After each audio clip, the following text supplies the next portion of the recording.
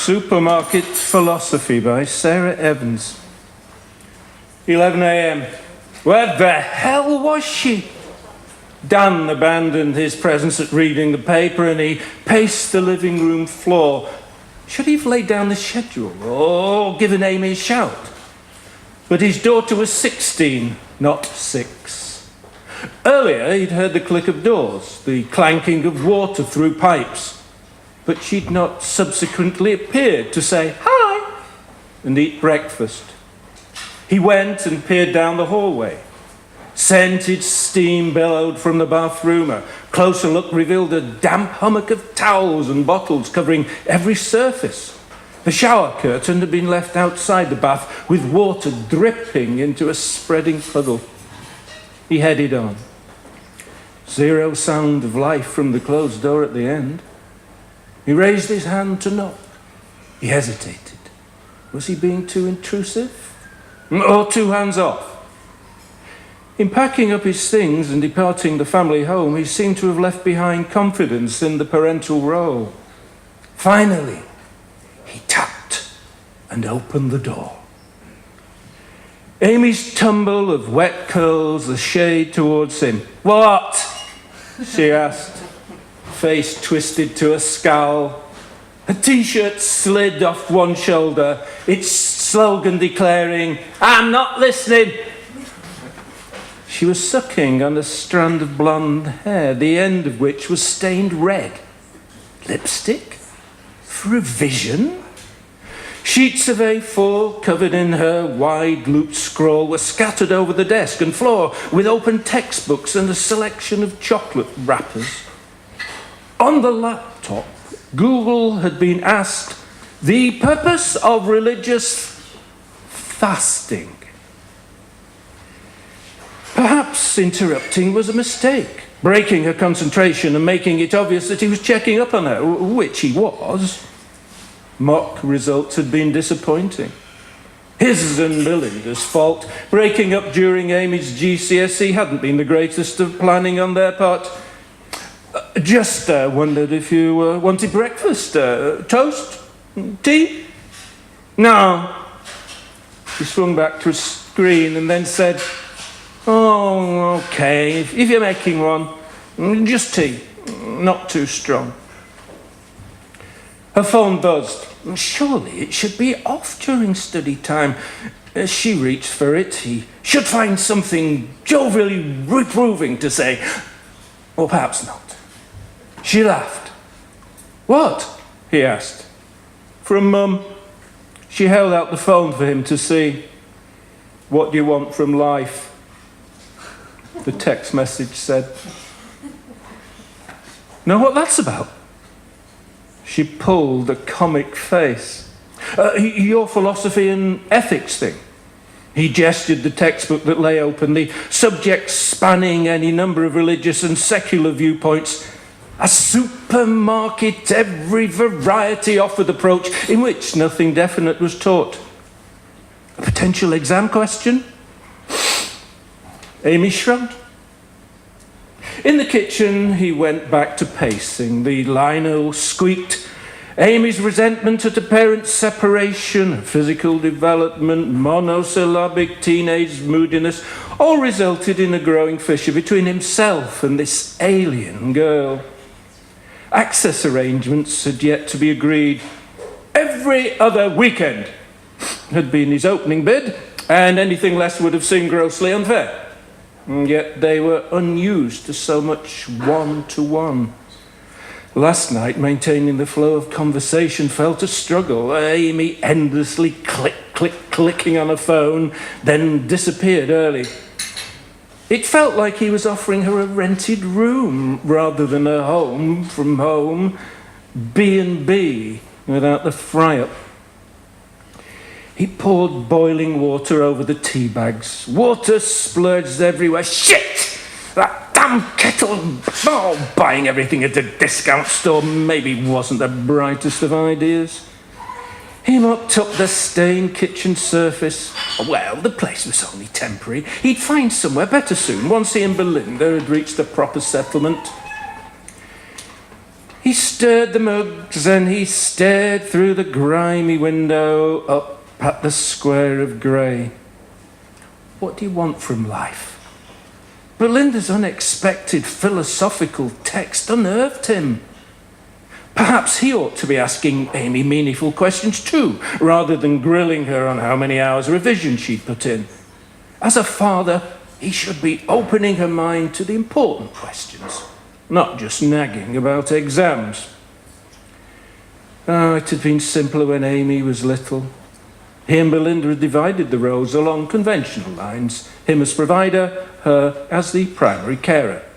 He got to do the fun stuff, pushing Amy high on the swings, getting her giggling by being deliberately lousy at board games, whisking her off to McDonald's on Sunday mornings, teaching her how to swim and playing cricket on the sand.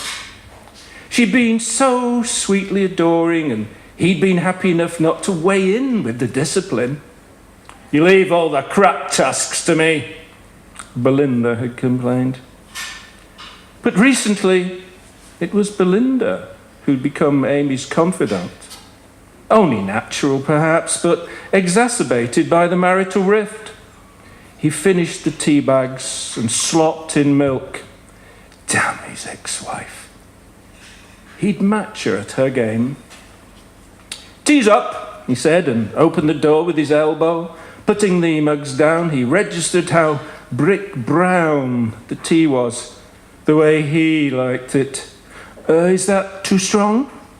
Amy grimaced. "It's fine. I can add more milk.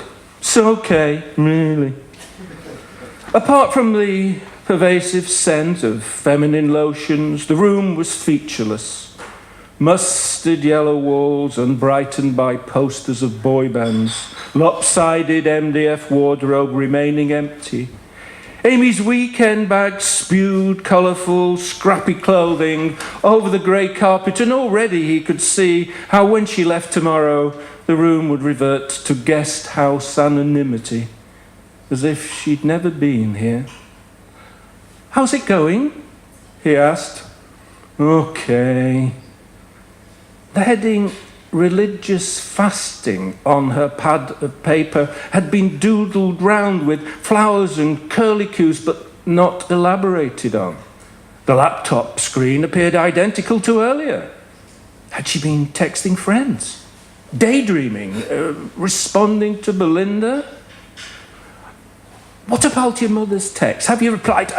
He stopped himself from asking just in time. "Search me." She perfected a nonchalant shrug which told him precisely nothing. Any thoughts? What would his own answer be, he wondered? Divorce, dead-end job, mediocre parenting. That dismal list hadn't featured in youthful imaginings. Dreams had given way to the corrosive drip of disillusion. It's a bit like, a bit open-ended. Yeah. He needed to help her along. What about job-wise? Relatively safe territory. Well, she pondered, mouth sucking at the end of the pen, I like a job that means something and helps people. But one that pays reasonably well, too. Best not to be over-idealistic in these straitened times. Or something creative. He nodded. His heart stung as he listened to Amy talk about her fantasy jobs, being a photographer or a theatre director or a journalist, and he held back from barging in with talk of realism. He'd always preached the virtues of maths and science. Belinda was in favour of following your passions. No prizes for guessing which of them earned more. He wondered how he'd managed to live alongside Amy and not have learned these things, a mirror of the loss of real communication between him and Belinda. They'd ended up more like fellow lodgers than people with properly entangled lives. Then there's the whole finding love thing. Amy's tone was ironic. He and Belinda were poor role models there. They tried to muffle their furious words, had tried to see things through until Amy left for college. They tried. And they'd failed. Presumably, not immediately, he said, no rush. She laughed. Best play the field of it. He blushed stupidly. Did she have a boyfriend? He didn't think so, wasn't sure. Couldn't bring himself to ask. And kids? Well, I guess, I mean, maybe. Better to establish a career first. God, he was sounding the world's worst bore, as bland as the 101 variations of religion peddled by a book. Belinda would manage this so much better than him. Was she anticipating a back and forth by text, or setting the question in advance, allowing Amy to ponder it during the tedious weekend spent with her dad, and thus having sparkling answers ready on her return?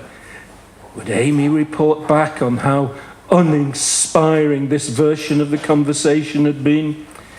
Damn Belinda, getting one over him on this way. And I want to have fun, Amy mused.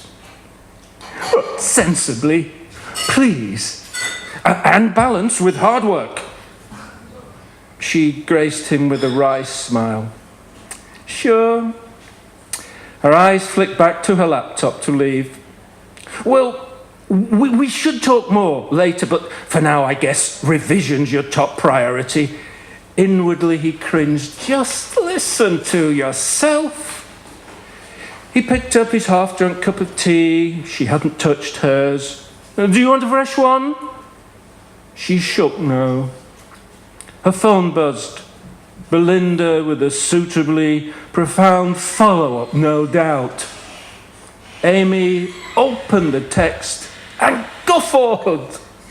What? She laughed some more and handed him the phone. He read the message out loud. Sorry, predictive text went mad. Meant little, not life. An enormous wave of relief washed over, far greater than was warranted by the changing of a single word, and he joined in the laughter with his daughter. Work hard, he said, and he made for the door.